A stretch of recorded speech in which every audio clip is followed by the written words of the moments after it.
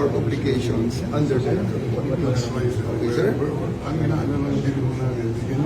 Sir, ganito. Let us follow the Ito na ang sinasabi ko, sir, na we can do this the hard way.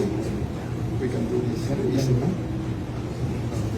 The easy way, sir, is for you to choose 3 people to accompany PR to the plane. May bus dyan, and he's going to the plane. Okay, sir. The hard way. What plane is this, sir? Ma'am, chartered flight. Chartered flight Okay. from? So we need hard to way. know. We The hard- need to know Ma'am, where you're ma'am, bringing ma'am. our president. Ma'am, the hard way. Sir, we need to know. Please give Ma'am. us information Makinig ka muna, ma'am. where you are bringing Wala sa pay grade ko yan, ma'am.